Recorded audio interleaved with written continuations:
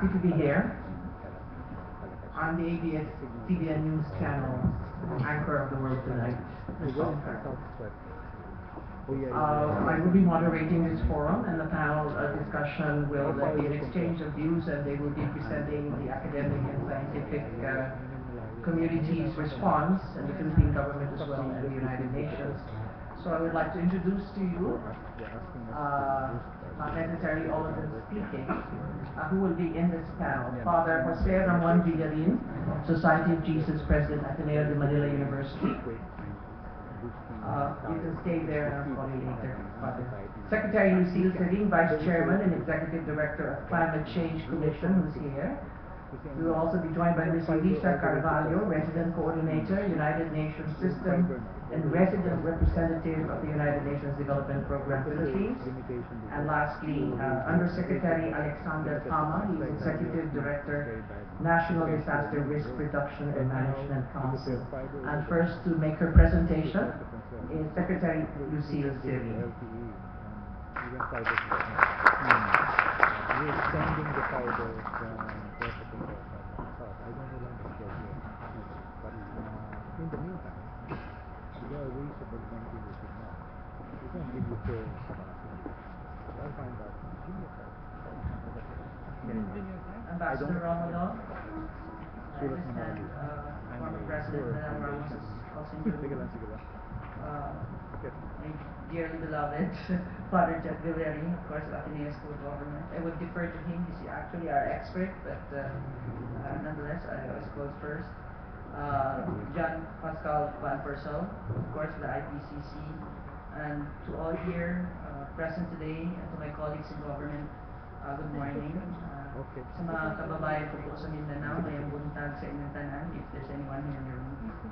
I was told to prepare some slides, and if I beg your indulgence, I will have about 5 slides. Just to put into context what I will be discussing today, is that in 2009, if you all still remember, there were 2 events that year. It was the Kitsana Pharma, or locally known as Ondoy and Tepeng. In just 2 typhoons in 1 year, it completely erased the cost of typhoons for the past 20 years before 2009. In just 2 typhoons. That resulted to about 2.7% of GDP. Realizing that, almost a few months after, Congress passed the Climate Change Act, and one of the conditions of the law is that one of the commissioners should be a woman, and that's probably one of the realities of why I probably was the only one being really busy going around on climate change. I was chosen to be one of the minor commissioners. And also, a few months after that, the Disaster Risk Management Act was also signed into law. And these 2 laws are important laws in terms of reforms, institutional response in addressing climate change and disaster risk in our country. And one of the mandates of the law is for us to come up with a national framework strategy on climate change, and to come up also with a National Climate Change Action Plan. And because 2010 was our presidential election, it took us a year before we were able to come up with a National Climate Change Action Plan. So it was signed in November of 2011. One of the challenges that we faced in arriving at the plan is really the lack of science that can be adaptable in almost all areas in the country. We know, if you are familiar with science, is that when they do projections, it has to be based on historical responsibility. And unfortunately at the time, most of the historical data are only available where the airports are, because most of our early warning system are located where the airports are. So in other localities that don't have this early warning system, it was a challenge for us to come up with a good projection, at least on rainfall. And after that, Republic Act 10174, this amended the Climate Change Act, because we realized that it was difficult to really plan for something when you don't include the Department of Budget and Management and the Department of Finance, and especially NEDA, in your planning. So that was one of the logic to pass the law. Under the specific provision of the Act, it says that we need to mainstream climate change adaptation and disaster risk. One of the reasons is that 80% of the cost of damage in the Philippines are water-related anyway. And because of our limited resources, we need to be able to fuse and synergize our initiatives so that also, starting from that year, I had to sign a memorandum of understanding because of the initiative of Senator Lauren Legarda with Undersecretary Benito Ramos then, and then he was replaced by Yusek Rosario, and now with Undersecretary Pama. So later he would probably make a statement. I'll just beat into that statement. He is considered to be my third husband already since the signing of the MOU. So really, if you look at, since Judge Pascal is here, we use this graph to show the link between sustainable development, disaster risk, and climate change adaptation. Being a vulnerable country, it only makes sense for us to prioritize in our public spending anything to do in adjusting to these changes. There are things you can no longer change, might as well adapt to these things, because what we wanted to do actually in planning and bringing in science to this planning is, first, it lessens political debate. Not a lot of our politicians are really adept in science. Second is that, I don't mean it in a bad way, but that's really an opportunity for us to help improve the adaptive capacity of the local government, and also recognize the limitations of the local government and addressing this, what is considered as one of the biggest development challenges of our time. And also in this link, you can see that climate risk is really one of the highest risks of the country, and that when we talk about climate change in general, there are opportunities of it as well. One of those is climate change mitigation, which simply means reduction of greenhouse gas. It is not the same as disaster risk mitigation, but it's really those activities that will help us reduce greenhouse gas emission that results to global warming, then changes in climate. This is where the discussion internationally in climate change is somehow in a standstill, because it's no longer about losing lives, it's about the economy.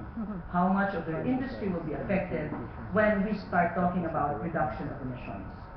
On my second slide, almost immediately, we felt we can no longer wait for the international community. We cannot be going out there and demand for climate justice all the time, demand for international support, ask for developed countries to pay for what we believe is under the climate justice principle, that this is not our fault. But at the same time, while we continue to push them to support us, we're already hit by all these disasters. So might as well engage in an investment on the way on our plans. And that we've seen that, next slide please. Just in December 2013, a joint memorandum circular was passed with the DBM together with the Climate Change Commission. This allowed us to look at the national budget, look at where they're putting their money, and this allowed us to increase the budget tremendously just by identifying and exposing agencies that are not prioritizing disaster risk and climate change adaptation in all programs of government. When we asked them to submit plans and programs and said, hey, you will be prioritizing your funding, they gave us this thick report. But when we asked them, what is your basis? Did you go through vulnerability assessment? The next thing, they didn't really answer the question. They just submitted one half page of this program from a thick page, recognizing that the main challenge really of our country then is that we don't have enough available tools, or maybe there are, but most of our plans and programs did go through assessment of vulnerabilities.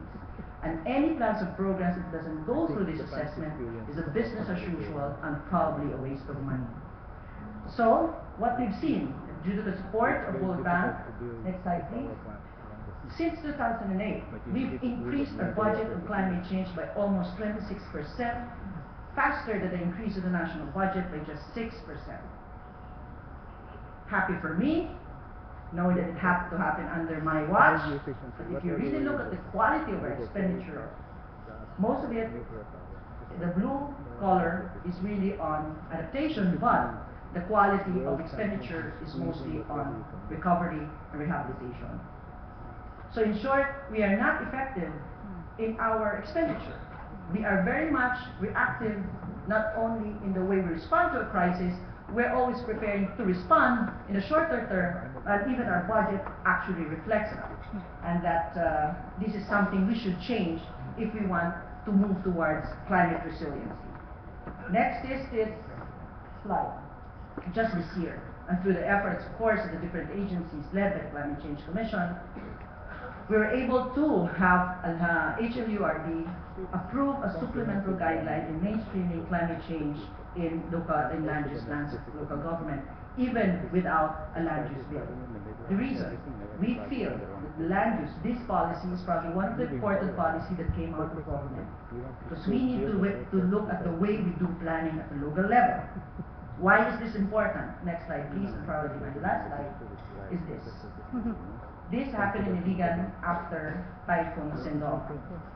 We immediately went there under Project Phoenix through the support of Australian Aid, Australian Embassy, through UNDP. This is what we realized. The question now, one of our supporters here, of course, is Xavier University for Cagayan de Oro, and then MSU IIT for Iligan.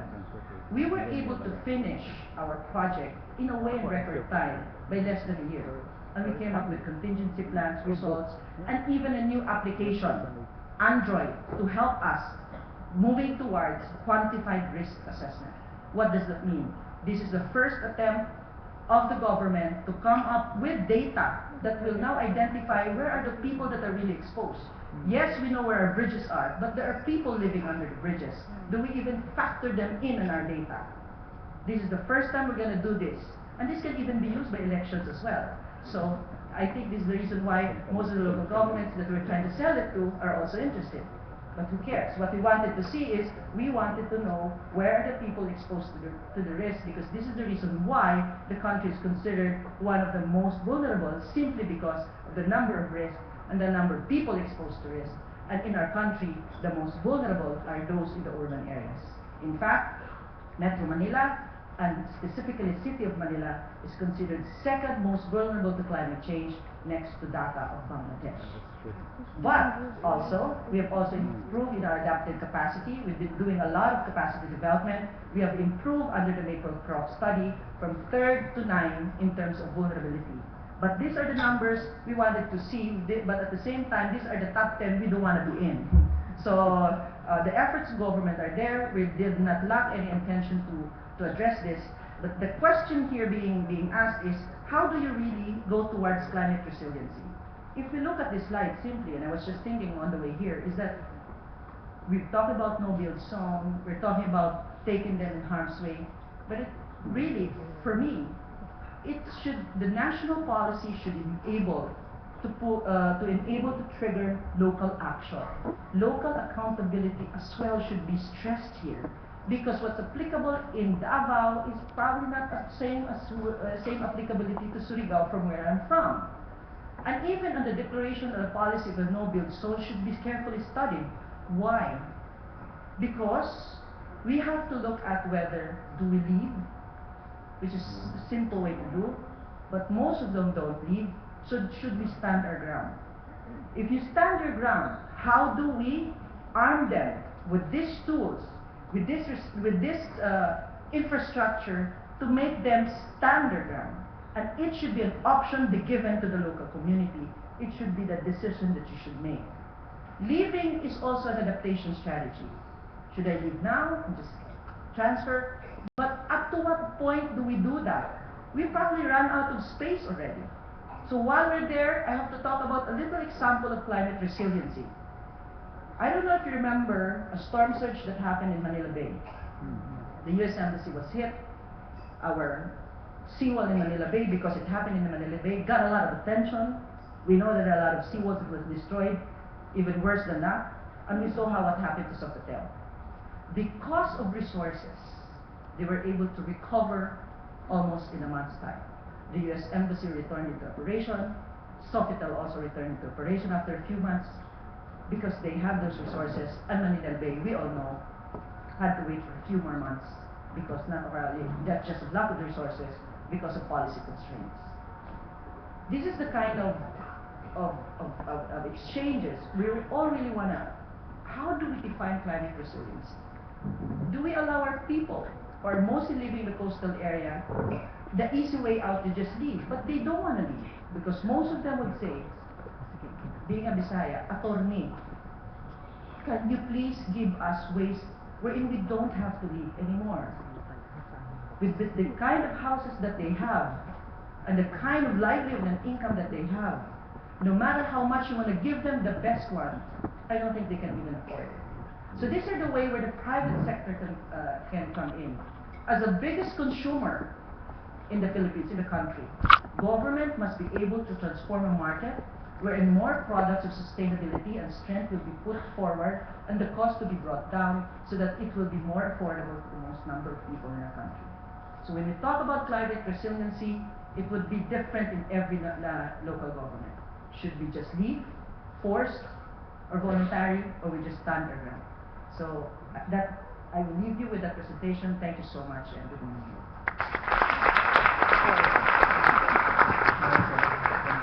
Thank you. Yeah.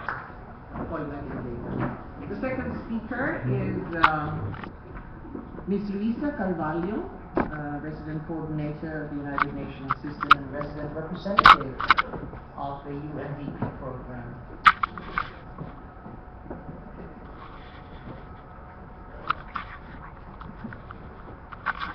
Good morning. Thank you very much for the invitation. It's a pleasure to be here together with Tina Palma, Secretary Lucy Serin, also Father José Ramon, and Undersecretary Alejandro Palma.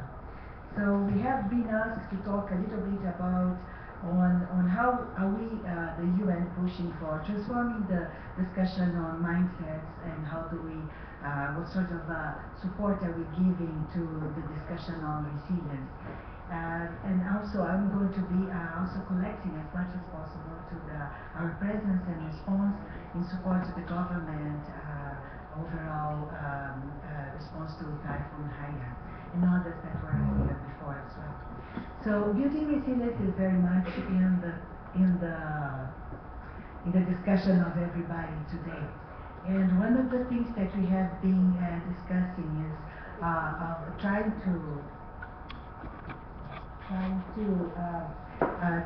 highlight is that it really requires a change in paradigm.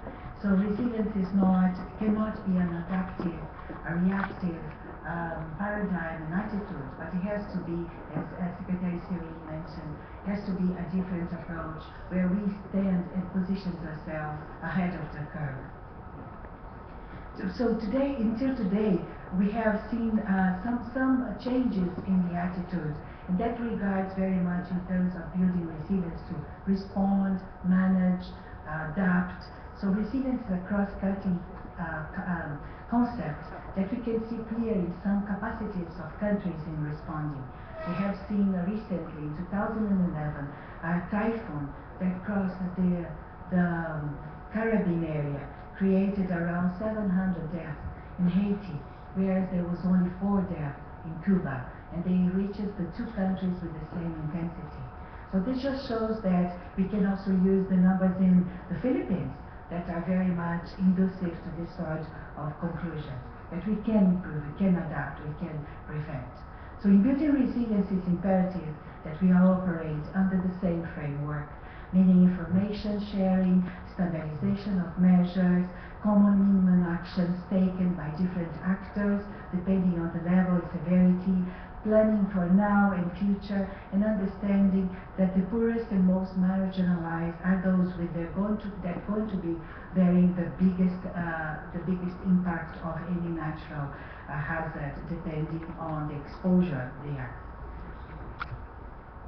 Philippines is by all means one of the most vulnerable countries. We know that 2012 tells about 3 countries being the most vulnerable, Philippines being the 3rd. But I'm sure that we haven't heard the name of the first 2, unfortunately, since the 2012 report was published. Have you heard of anything on Vanuatu or on Palau, Republic of Palau? So Philippines stand very much in the agenda of the international partners and also on the region as well as the country that is really bearing the brunt of this problem regarding to climate change. But one of the things that is most related to the risk and hazards, to the hazards and risks, is exposure. And this is what I would like to bring to discussion of my presentation. People and exposure of people and economic systems. Size of population living in the shores, which we are around 70%. Poorest depending on fishery, mainly on fishery. Grazing waters, that we know that, forget about the Caribbean, it's Philippines that is going to be showing the biggest grazing waters all over the country. Just published the latest report of the World Meteorological Organization, that shows clear where the Philippines is going to be the one most affected. And the numbers of hazards, of course, we have all the numbers of hazard possible here in the Philippines as well. So, what's the game changer here? The big game changer is indeed the climate change. So the climate change is the one that we have to be most aware of and responding for it. Because of course it's a big country. Of course it is an island, so we're going to be as complex of how we're going to be living around the shores. And of course how to adapt it, how to create conditions for the population to resist to this, to protect themselves and protect their economic systems as well. So we can look at a natural hazard.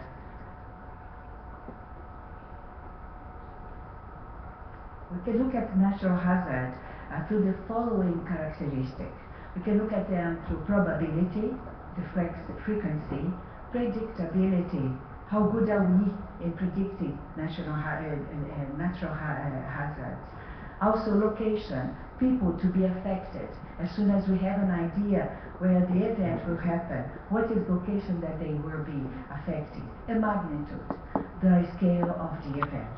So everything being equal, and despite our best efforts to avoid impact, there is a likelihood that more disasters will be bearing more disaster because of will bear more disaster, not hazard, disaster, which is the impact on the population because of the booming population we have here in the country, and also because on what they live and what they survive. So climate change affects and being a big changer for the Philippines, as well as population booming, and where they live really needs to have a comprehensive approach. How are we going to look at this? Through a comprehensive approach. So we have, of course, to look at on what is the intensity of the natural disaster. I mean, the energy is going to be released. What is the size, the geographic footprint, what is the duration of the hazards, and also, of course, the exposure of people and their socio-economic systems. So in terms of the UN, how we've been responding to this? The efforts have been very much around creating enhanced resilience and protecting and generating sustainable development. Of course, also housing the whole debate on climate change. But this is very much a result of the state members, because we know that it boils down into negotiations and agreements. So Philippines plays really a very important role. And how well-connected Philippines are to groups that are defending the same interest, who also determine the capacity of influence the results for Philippines as well. In the UN, we defined the resilience as an ability of a system, community, or society exposed to hazards to resist, absorb, accommodate to, and recover from effects of a hazard in a timely and efficient manner. So building preparedness. So being prepared is what makes nations and cities, communities, individuals resilient.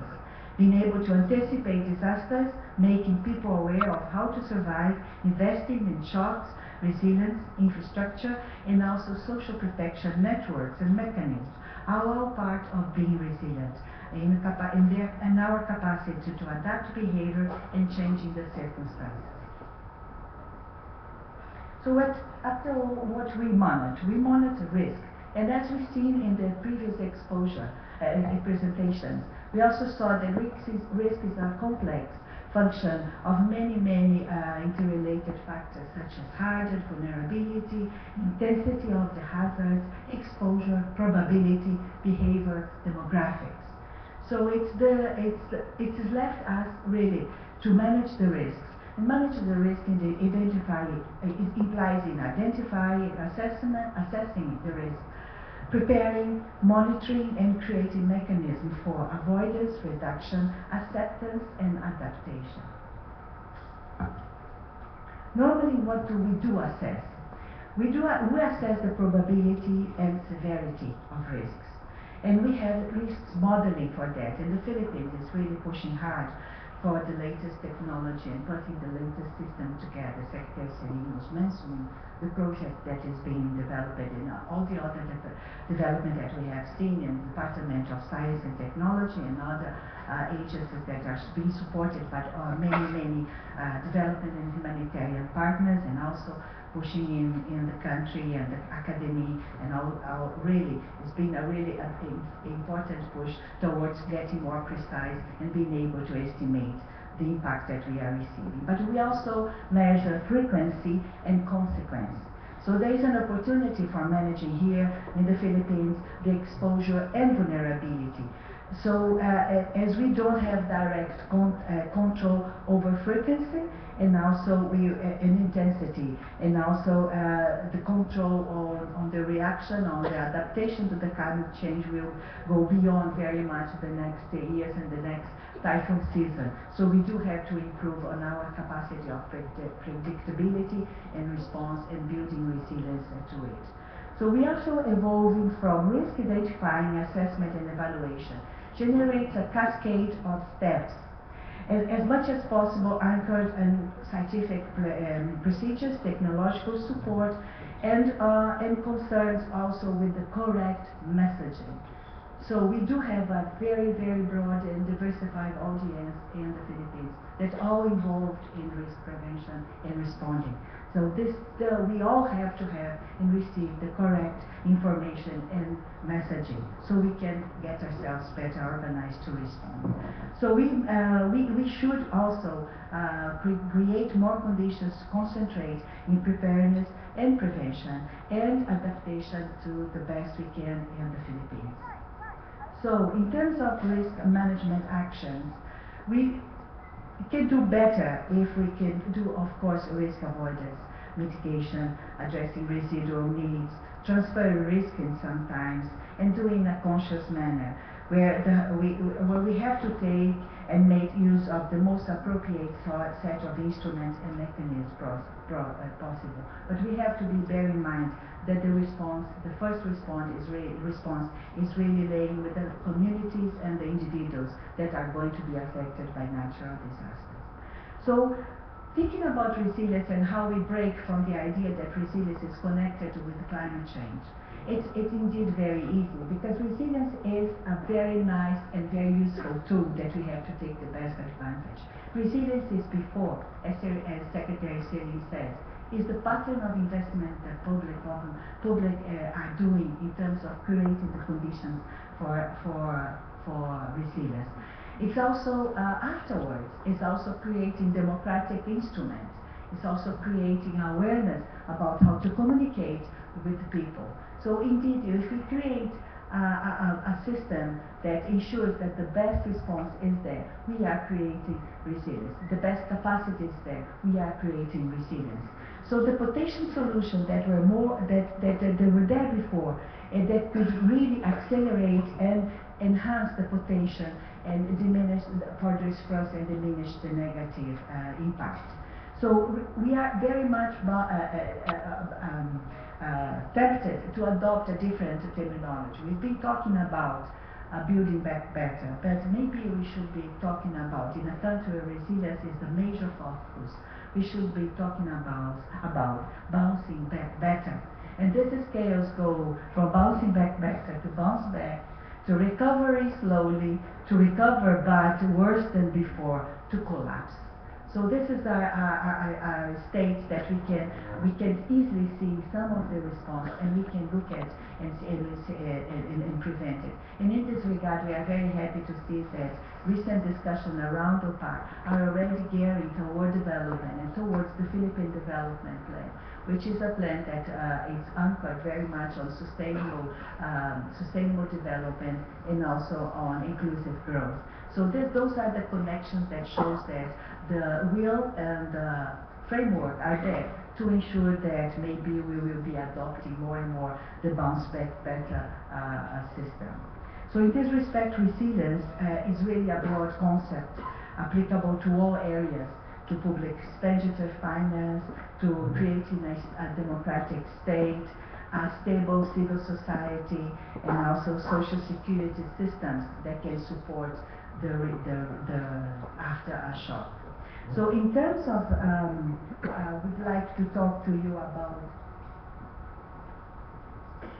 adapting, and then I would like to share with you something that we have just heard last week, a comparison on how the Typhoon Agaton affected Davao Oriental, and how the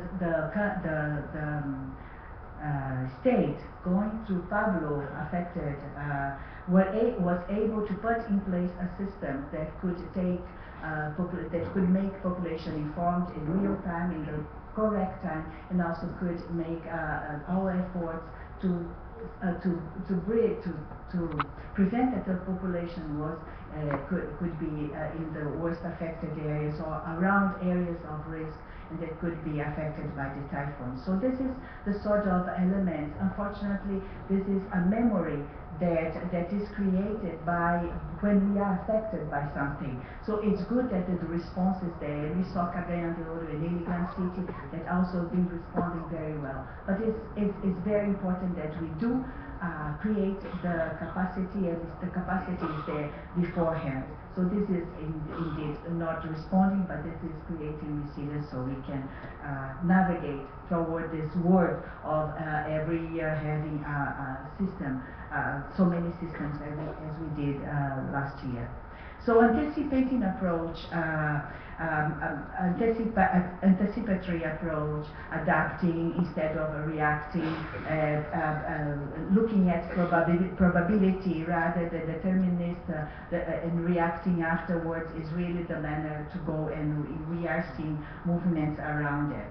How partners can help? I think in the Philippines we also have a very good system of government involvement in a very integrated manner, where scientific, technological, education institute has been involved, media, NGOs, and also private sector, international community are brought together, and there are systems that are trying to improve our integration and the best way that we respond. So just the final slide on resilience.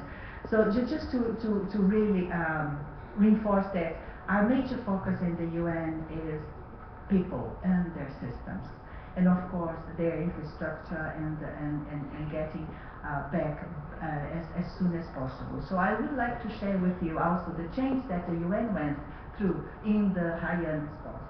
So in terms of water provision, when we did Pablo, we were using very much water distribution, water bladders, and water kits. This time we were very much concentrated. Meanwhile we were doing that, we were also supporting local government to restitute their water system, the municipal water system. So we did this in 19 most populated cities and towns in the area. So in a way that resilience we can start bringing, and sustainable response we can start, right, and durable solutions we can start doing right from the beginning.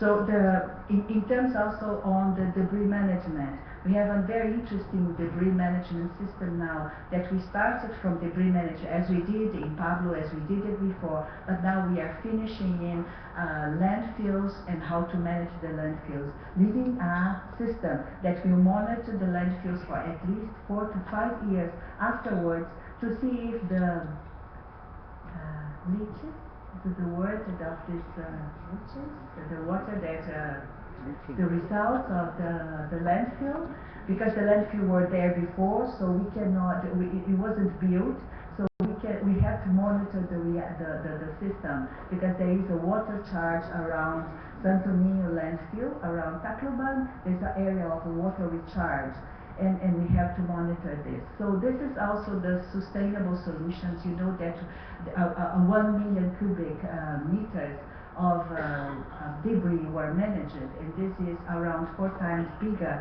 than Aceh experience. So we have to do a management of the debris. So we started from the beginning, which was clearing the water, clearing the roads, and to managing the final disposition of the debris. We also did a debris oriented towards health. So the fact that we have been not seen in such a massive event such as the Haiyan, not seen outbreaks of cholera or dengue, measles a little bit, but controlled outbreaks. We are seeing that it is very much by the fact that we have done focused debris clearing on water channels and in areas where the most susceptibility of retaining waters and creating a correct environment for vector disease. So this is the sort of changes that we have adopted, and this apart from the surveillance, the health surveillance that is done together.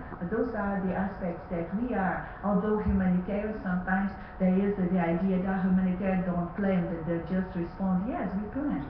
We plan because we know that we have to life save. Then from life saving, we have to protect lives. And after protecting life, which is usually together, we have to promote life because the city and the communities, they have to bounce back.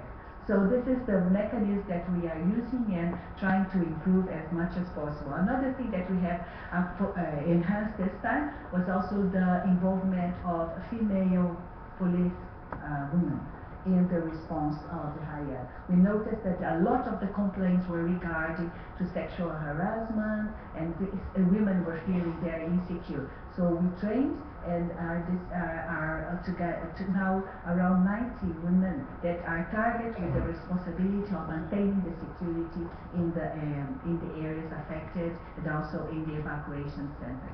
So those are the things that we learn. I hope you learn fast and enough to improve the response, but very much on board with Human Rights Commission and other authorities, the SWD and authorities that and OCD authorities that are there to push the response to an end as soon as possible. So those are the message that I would like to bring today, that resilience is bigger than related to climate change and natural events, that resilience starts much before any event, and that it exists even in a small humanitarian response as the one we did, and the UN did, and the humanitarian partners did here in the Philippines. Thank you very much.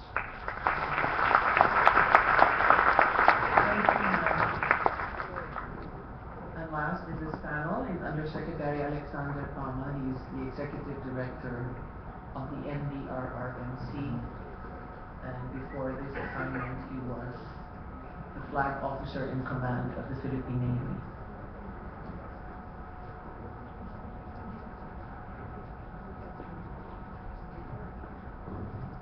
Thank you very much, Tina.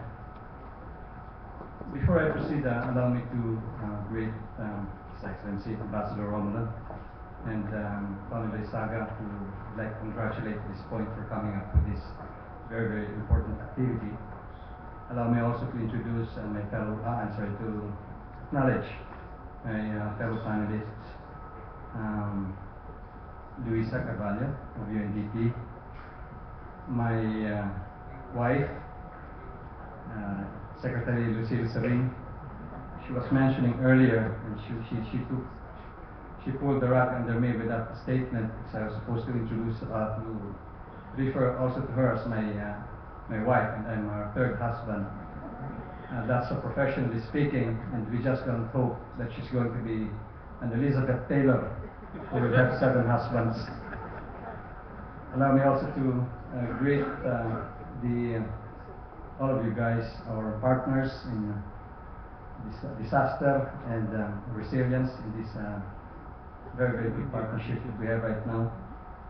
This morning, I beg your indulgence that I would not have a PowerPoint presentation, because just before I retired from the Navy, we have what we call in the military as the death by PowerPoint. And I would hope that with the things that I would be saying this morning would be enough for you to more or less have a clear idea of what we're doing at OCD and NDRRMC. I'm a 2-month-old administrator of the Office of Civil Defense and the Executive Director of the National Disaster Risk Reduction Council. And as I would quote former President Ramos, you have to learn running. And I've been running, and I have to tell you, it's a lot of running that I'm doing right now. So ladies and gentlemen, in the Philippines, disaster risk reduction management is of the national importance and has earned another notch of prominence because of Typhoon Haiyan or Yolanda. There is currently a pressing need to build a stronger system for the promotion of preventing and preparing for disasters and dealing with it, as chances of future extreme events will be much higher than what they are today because of the changes that continue to occur in our climate pattern. In the process, finding innovative ways and means of strengthening our capacities for managing risks and increasing the resilience of communities is therefore an imperative, and the marriage of DRRM and climate change agents as change in the country is made out of necessity and not from heaven alone. The Republic Act 101/21, or the Philippine DRRM Act in the country, equates resilience to the ability of a system, a community, or society exposed to hazards to resist, absorb, accommodate, and recover from the effects of a hazard in a timely and efficient manner, including through the preservation and restoration of its essential public activities and facilities. Given the challenge to constantly increase the state of resilience of our nation to the negative impacts of climate and other hazards, transforming while performing is necessary. We are always faced by limited resources, which affects our positive development, but we can turn this limitation into an opportunity. In the 4 thematic areas of DRRM, namely, first, the prevention and mitigation, second, preparedness, the third, response, the fourth, recovery and rehabilitation, participation of private sector, NGOs and people's organizations, the media, educational, scientific and technical institutions, and the international community can contribute in the transformation of the process. We are dealing with a new norm. The way we do planning and implement programs and projects should not provide for compliance, as we say, or business as usual, or pwede na requirements. We endeavor to think out of the box and look beyond the horizon. However, in order for us to do this, continuous knowledge and education on DRRM and climate change adaptation must be done and should ultimately aim for the change in the traditional culture and norm. So how do we do this then? Typhoon Yolanda has opened realities that the government is not alone in its journey on DRRM and CCA. The mitigation and prevention, as well as the recovery and rehabilitation processes that we are doing are cognizant of the building back better and smart principles. Multi-hazard maps were produced to delineate and identify safer areas for development.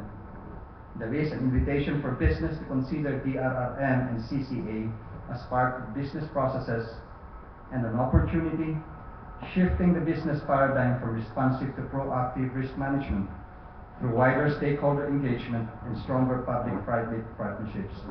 I guess that's one of the reasons why we're here today and yesterday. The government and its partners should take on the same cadence in the nexus of DRRM, CCA, and sustainable development. Currently, area business continuity planning is done with assistance of JICA in our export processing zone in Region 4A in the event of an earthquake hazard, and in the Pampanga River Basin in the event of a larger scale flooding, all with engagement with communities. We have engaged private, global companies to step up our effort in establishing operations center equipped with an all-weather, state-of-the-art communication system to continuously respond to the increasing demand for fast, efficient, accurate, and near real-time reports. In fact, a couple of days ago, we did a groundbreaking of this new Intelligent Operations Center, which will cater to our needs on information technology and communications. We joined in the bandwagon of what we call the technology savvy or techie generation through the use of scientific and web-based tools on social media for early warning and massive information disseminations. The NDRRMC core group have intensified efforts on the pre-disaster risk assessment using the latest available scientific information that could provide an area-focused, hazard-specific, time-bound, and defined actions, likely effects of hydrometeorological hazards in order for both national and local government units to appropriately execute response actions. In the presentations earlier by some of our presenters, they have shown you the formula on risk, which is the exposure, the hazard, and the vulnerability. One of the things that we are emphasizing in the PDRA right now, given that formula, we have incorporated the denominator on the H times C times E, H times V times E. We incorporated the denominator, the common denominator by C, which is the capacity of the local governments who would, at the end of the day, would be implementing the actions to be taken. We started out with the PDRA, or pre-disaster risk assessment model, and in the continuing discussions we're having right now, this has now consequently emerged into something, into a consequent system which we call the APP, which is the action plans and protocols. The concept being, as soon as we know the risk and the probable impacts on these areas that the hazards will bring, the next question is, ano ngayon? What now?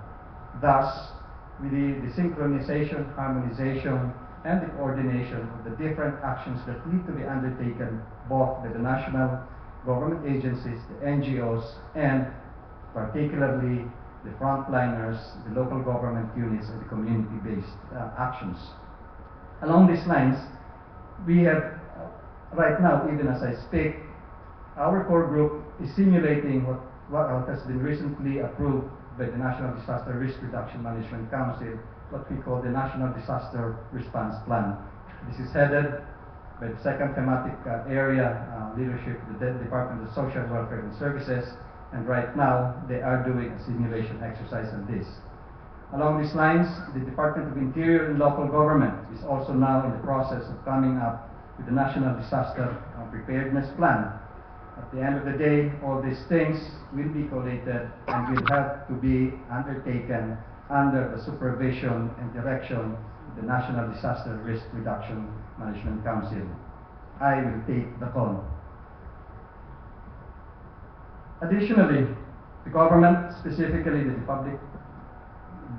Department of Public Works and Highways, has issued guidelines and minimum standards on building better infrastructures, as in the case of public buildings after Typhoon Yolanda.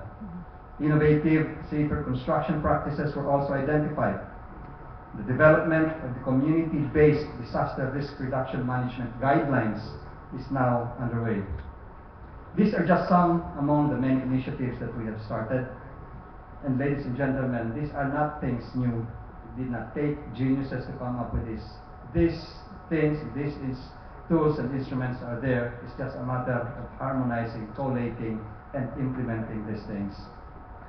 The forthcoming engagements which still needs to be fully implemented are a lot. Republic Act 101/21 provided us the legal basis to engage the participation of civil society organizations, or CSOs, the private sector, and volunteers in the government's disaster risk reduction programs towards the complementation of resources and effectively the delivery of services to the citizenry. We have established an avenue for exchange of ideas, putting into table agenda for DRRM and CCA. With the partnership is the requirement of responsibility, accountability, transparency for both the private and public sector. Working together with all sectors, be it in public, private, and international community, to advance our agenda for DRRM and CCA ensures business continuity, sustainable development, and ultimately cultural change towards increased resilience. Government still drives the process and acts as the orchestrator, but the various sector support, we can reach an extra mile, and I have high hopes that the culture of prevention and preparedness, as well as resilience, can be developed at a personal level. This can surely save a huge government resource which can be channeled for sustained and inclusive growth, and only then that we can truly measure the resilience of an individual, the community, and the whole country. Thank you very much, and a good day to all. And Father Jose Ramon Villarin from the Society of Jesus.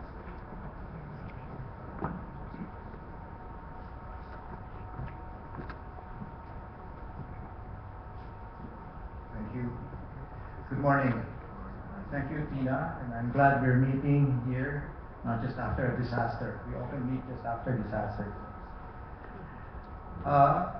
Bobby Romano mentioned a while ago in the video that the Jesuits can be useful. And tell that to the Pope. Okay?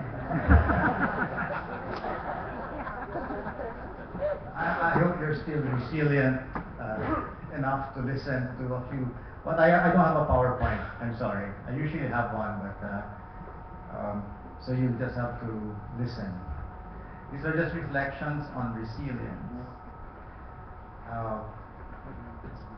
Speaking of the new norm, you know, we have this. I have a friend. She brought her family from Singapore to study at the Ateneo de Manila, and of course the traffic is horrible in front of our school. And so one morning she was whining and complaining about the traffic along C5, and this freshman, her son, tells his mother, "Shut up, Mom. This is the new normal. Singapore is the exception." Resilience. We did have a study once, about 6-8 years ago, on resilience. Why? We were afraid that our students were turning out to be wimps, or at least they panicked more easily. Was it because of overparenting? Was it because of too much fear on the part of parents? And anyhow, this is not the time for us to discuss that kind of resilience. But what emerged from that study, one insight at least, was that music, at least for Filipinos, was a major coping strategy. Music. That's why when I saw P.T. Lopez's slide on the stadium and the concert, I thought, well, yeah, that was great. I think that helped us to be resilient.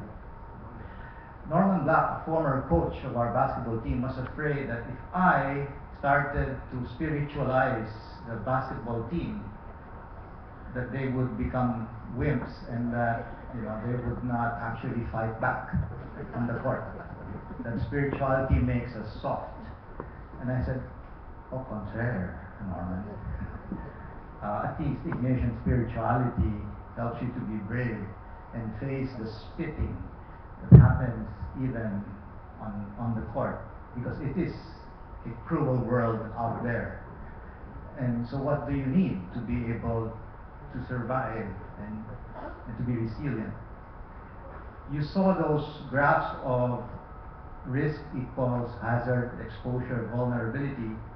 I would say that resilience is merely the inverse of vulnerability. And it would just, I was wondering, is it similar to resistance, that it's more than just resistance?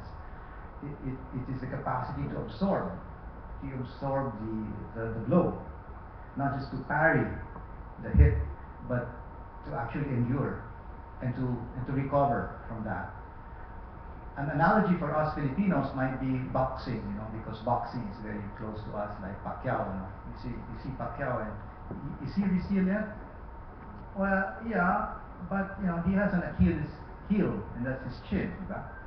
He may be good, but once you get hit at a certain point, at a certain time, you're down. An analogy is also health. We say, improve your resilience, strengthen yourself. You drink these vitamins to protect you. Maybe that is one way for us to understand resilience. We do know, and we are sometimes proud of it. We say we are a survivor people. We are a resilient people. Look at the way we make paraan. We make ways. Look at the way we bounce back. In spite of our poverty, we are able to do these things. Well, maybe we should reflect on this. Are we indeed a resilient people? Maybe for the past and the present, but for the future, which is still a basic uncertainty. We do rely on social capital, and this is mainly on family. Okay? And that is very real to us. You know, kung walang tubig, meron kang matatakbuhan. If there is no water, you can go to another house.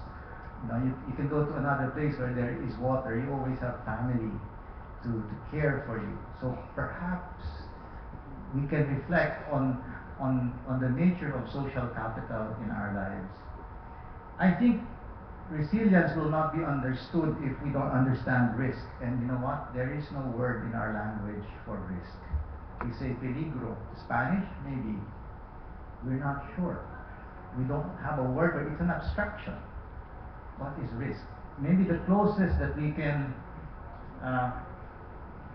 closest reality that we can use to understand risk is gambling. Okay? Because we do gamble. But you know, even if we knew the odds, even if we are bright enough to know the probabilities, and that itself, probability is an abstraction. Even average is an abstraction. If we knew this, I think we will still choose. We will still choose the dangerous track. And that's something for us to reflect on again, on our own psyche as a people. There is a certain devil-may-care attitude, a certain fatalism in our culture. Is it our faith? Maybe. Is it our history? I think the psychology of ourselves as a people has a lot to do with our attitudes towards risk. Resilience is resilience to hazards.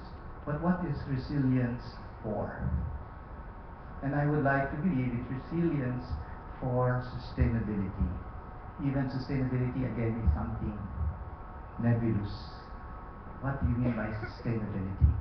Continuity. The continuing of something that is good. The common good. Again, an abstraction. And what vitiates this notion of sustainability is this notion that things are so fluid in our culture. The future is abstract. Even these hazards are very inconsistent. Do they happen like clockwork? Indeed. You cannot predict. So can you plan? What is the point of planning? Many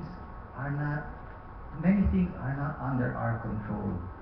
And so perhaps these are some of the things that I would like us to reflect on if we are to tackle this thing called resiliency. May I just add, since I just have a few minutes, perhaps that what we need to do is to adopt something I call an integrated way of looking at development. This change in mindset, this change in development model that needs to happen has to adopt an integrated system. What do I mean? Full cost accounting. Let's not just look at the financial bottom line. Someone said what? Triple bottom line? Yeah. People, planet, profit. And even add a fourth one. They're thinking of a fourth P, purpose. Fourth bottom line. But perhaps the point here is that when we look at development, it not be confined to a certain domain, a certain geographic space, or even a certain interval of time. Perhaps we can also move from shareholder, from concern for our shareholders to stakeholders. That's a big shift, I think, in development mindsets. The other, of course, since I'm an educator, I would really bat for strengthening, improving our education. And what do I mean? Perhaps we can support science to understand causality, to model the future. The future is abstract, so we need pictures. models give us those pictures of the future, business as usual or enlightened futures, to invent sustainable solutions. Culture in the arts, let's support culture in the arts. Why? To recover our sense of beauty, sense of meaning, sense of freedom, purpose. Management, social sciences, what for? For planning, for execution. Interdisciplinary approach to tackle what we call wicked problems, intractable, multidimensional, multi-level problems. And values formation, sense of the commons, things we need to share. Otherwise, we will partition this nation, this world, into little ghettos.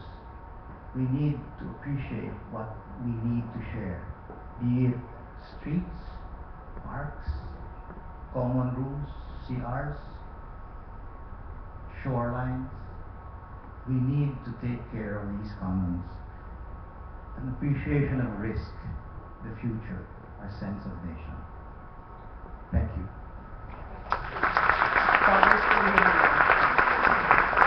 I would like to call on the other panelists now to come up on stage. We will have a question and answer session that should take us until about 12 noon. So I'd also like to call Professor Jean-Pascal Fan. I hope I'm pronouncing your name correctly. Hi, Jean. And Secretary Sini Carvalho. And the Secretary. I understand you've given some questions for us to give to the panel here. Have we collected anything? Is there a microphone on the floor? Or where is Melanie? Do we have any questions from the floor? You can just stand up and speak and project. Meron po ba? Andyan. Just let's keep one question per person, no? And then give me your name. My name is Cornelio Senio. I'm an inventor of main components of hydrogen technology. I'm throwing this question or comment to Professor Jean Pascal, who is very knowledgeable about climate change. Facing the ill effects of climate change with resilience is good, but it leads to continuing problems because climate change does not leave. I personally believe that it is better to take the course of action, hydrogen technology, that makes the atmosphere the unlimited reservoir of water that protects the earth with thick low cloud cover during the full implementation of the hydrogen technology by the whole world. Atmospheric pressure and atmospheric temperature will be stabilized. Yes, sir. Can we just stick to the question? Yes, this is the question. I think they understand exactly the scientific basis of your question, but what is the question? Is there an invention here? Yeah, there is an invention, yes. And you know, we are in search of the best solution. Yes, Paul. And when we say the best solution, it would mean the least cost for us and the best. Yes. So that we would not suffer anymore.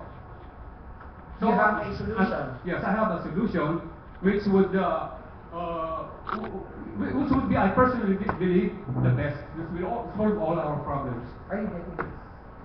Okay, can he now try to answer your question? If your question No, is the question is incomplete because without the data, you would not be able to intelligently answer.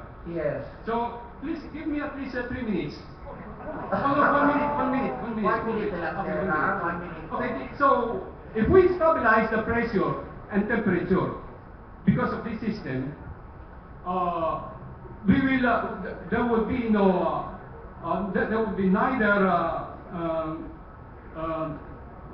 storms nor hurricanes because they are caused by big differences in pressures and temperatures of the atmosphere. And we will also have no tsunamis and floods because the dynamic water is good conductor and diffuser of heat and pressures, and consequently, the earth would be free from floods, of course. And then we will have also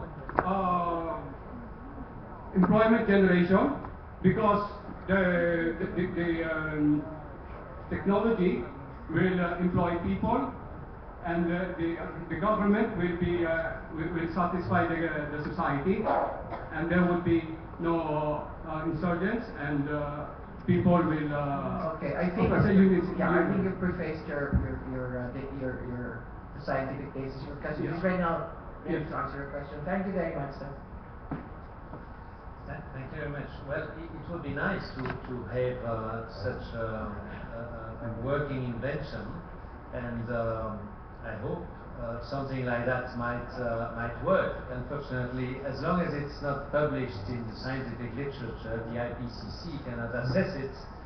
But we have assessed many other proposed technologies to manipulate the climate system. And the conclusion of the assessment of those techniques is that it's actually quite dangerous to try to manipulate the climate system and could have unintended consequences, like even disturbance of the monsoon itself. So, you know, I suggest you work with the Mandela Observatory and talk with them and see if you can really convince them that there is something solid in your proposal, and if yes, publish it in the scientific literature and it will be assessed. But up to now, those technologies have really not been assessed as providing something that might be really useful and without unintended consequences, unfortunately. So the climate system is quite complex, and there is no easy way. What the science suggests is that the only way in the long term to stabilize climate is to cut greenhouse gas emissions, and that's what we need to do in the long term. In addition, of course, to adaptation in the short term. They're complementary. Thank you very much. Second question, or if you're not interested in speaking and using the mic, you can just write down your questions. Yes? I can't see you from where I am. Yes, I'm Cecile. Hi, Dordea, Cecile. Yeah, hi. From the Earth Savers. Yes, yes. Honored twice by UNESCO as Artists for Peace and UNESCO Dream Center for the effective use of arts and media for education, rehabilitation, and sustainable development. I was glad because Father Jet had mentioned somehow the word culture and arts, because it is, but it must be considered, I'll preface it for an example, it must be considered not only in the form of entertainment or emulsific style of elitist art. It should be, I believe, and UNESCO has worked with us on this, and we are launching the Rainbow Integrated Interdisciplinary Movement, culture-based, using an emergency arts creative team with teachers, psychologists, to address trauma of the victims and survivors. We have done this in Bohol, which suffered twice, earthquake as well as the flood. And we have seen the discombobulated state of the people.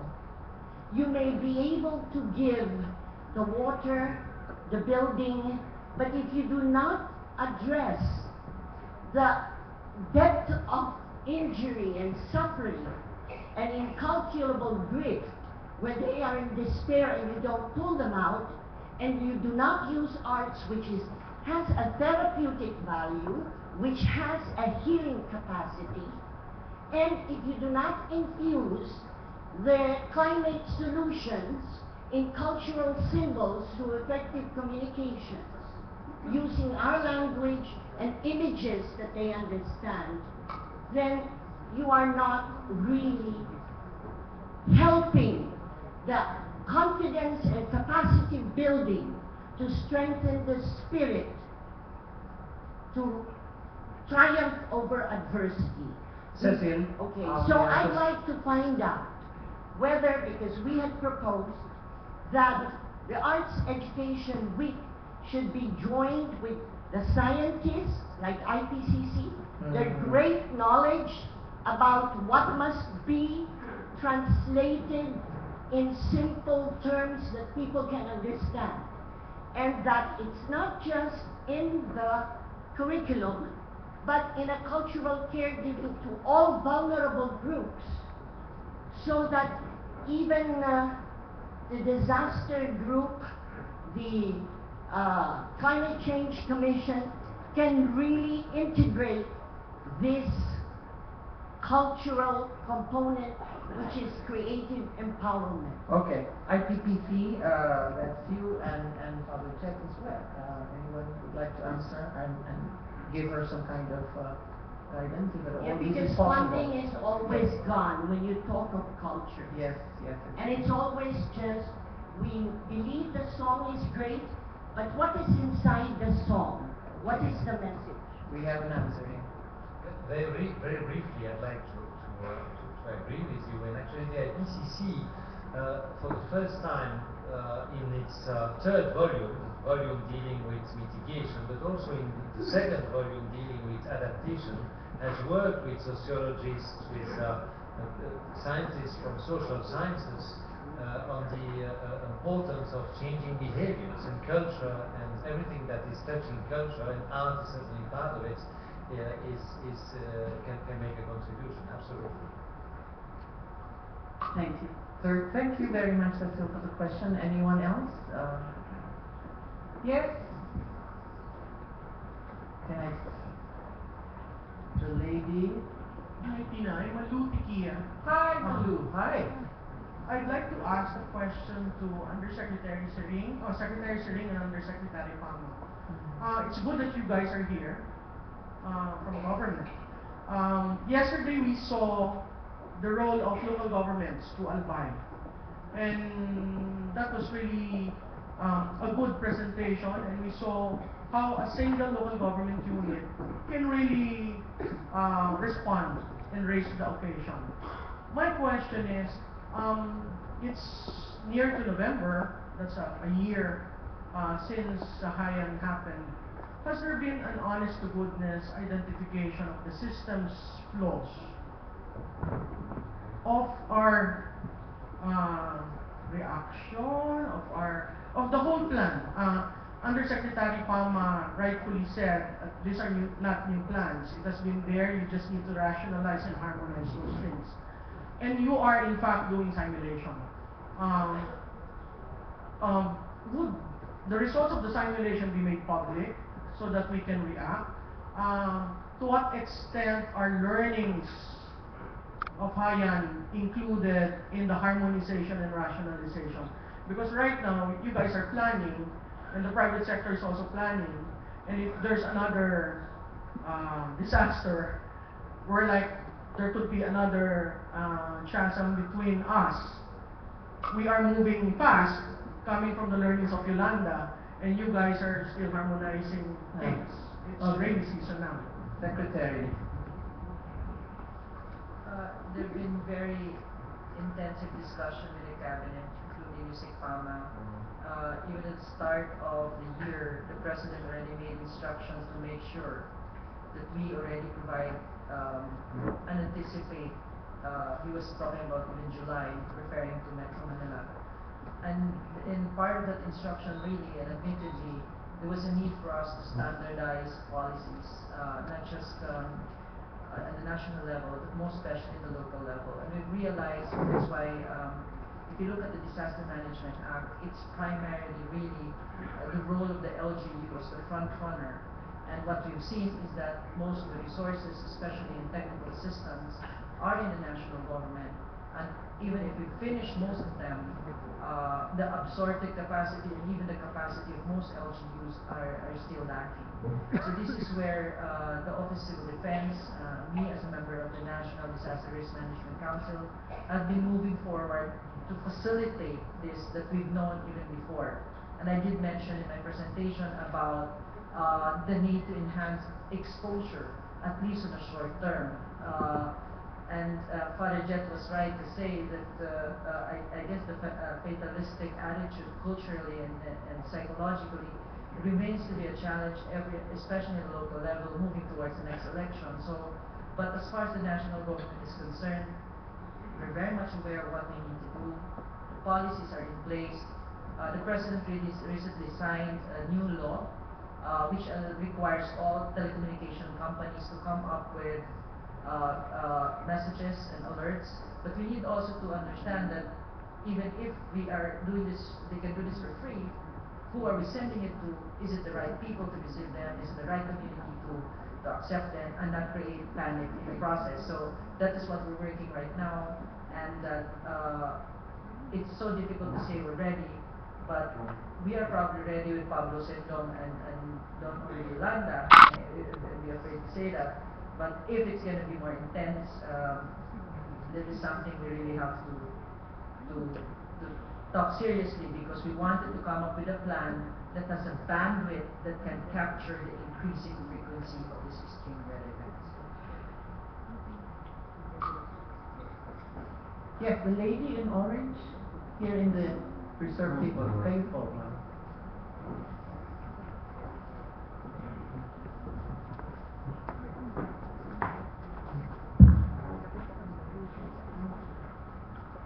You are?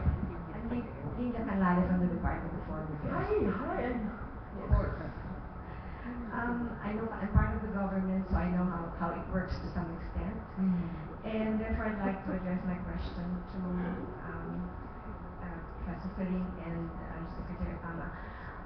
Have you taken into account the existing rules and procedures that are used in terms of the release of funds and to facilitate procurement, which includes the BIR also and Department of Finance, in order to address emergency situations? And just as we have seen in Typhoon Hainan, we have received a lot of complaints from donors that funds have not been released, or donations have not been released because they have to follow procedures in government which apply only to normal circumstances. I was wondering whether this has been taken into account in your plan.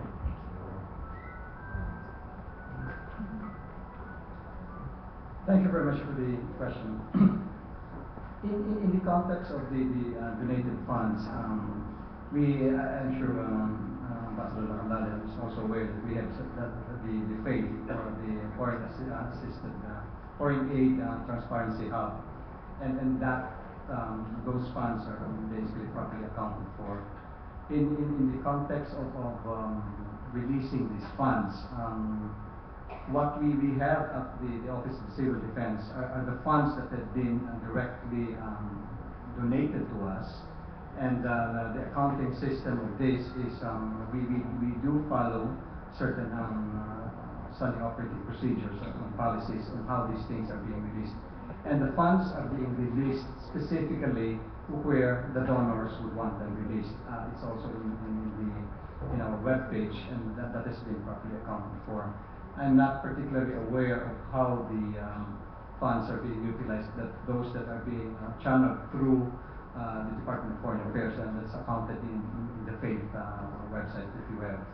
But insofar as the guidelines on this, we do have guidelines on this, and the primary and the basic principle of that is, as much as possible, the funds would go directly to the intended beneficiaries. You said, Pama, directed beneficiary without going through the government? No, Directly through the government coffers. Not the government coffers. Directly. Yeah, and The only way that that would pass through the government is basically upon the recommendation of the local government, where they would certify that indeed, for example, these people have been victims of a particular calamity for that matter. Is there anybody from the DILG here? The local government can receive directly from the donors course through the DFA. Is that what you're worried about? Or are there new protocols, considering that this is not the usual? Yun ang tinatanong po niya. Yes, I think that's my question. Since we have a new norm, Opo. have we adjusted? Are we starting to move towards changing our procedures also to address this new norm, to be relevant? And Yeah. If I may share, clearly in terms of emergency, the COA, which is our main auditor, and other relevant agencies have been clear with this. That's why we're able to facilitate some of the support when if it is categorized as an emergency. But with respect to other support that would require also planning, and then it will, because most, for example, multilaterals, bilaterals, they normally go to the national government, to which the national government follows, and you're right, certain procurement procedure, because also the trying to improve the integrity. Now it's putting a balance between when and up to what point are you going to be too much of the bureaucracy, and at the same time making sure that the money are well spent. And that is very consciously being tackled already. But in terms of emergency, for example, we've been pretty much faster than normal, especially in Haiyan. It's probably not reflected because there is no accountability on which one and at what area should go through. But that's the reason why we created a website, precisely so that it will allow those, because there's been too much in the newspaper pledges, and some of them didn't really go through. Some of them may remain pledges, and it looks so big. But nonetheless, we've been very cautious to making sure that transparency primarily is our main consideration, because we don't want to also come up to the point where we don't make this as an important issue, and then suddenly there will become a donor fatigue simply because there is no integrity in the system. But yes, COA is very much aware that this should be treated differently.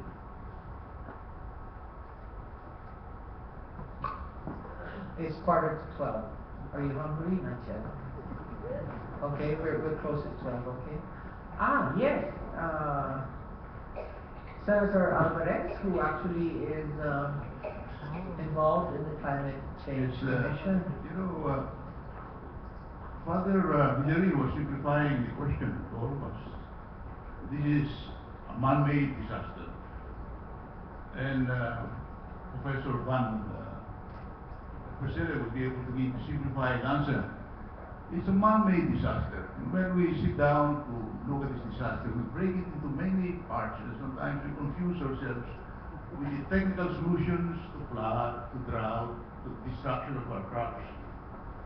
There is a debate going on. How much are we going to cut the carbon dioxide that's causing the overheating of the air that triggers all these hazards, these disasters that we want to manage? So it's man that's causing this, Father. And you ask me the question, what is it that we must do within us to be able to manage this man-made disaster? For instance, what is the level of our consumption of coal and oil that fuel our human activities? We contribute to the heat. It's the overheating of the globe. The breakdown of the problems of adaptation are the things that we're responding to, but there's a horse race between adaptation and mitigation. And the science that you represent, which is now the mainstream of the global thinking, is that in this horse race, which is overheating the earth, that is causing all these disasters and its many manifestations, adaptation may not be able to keep up, because mitigation is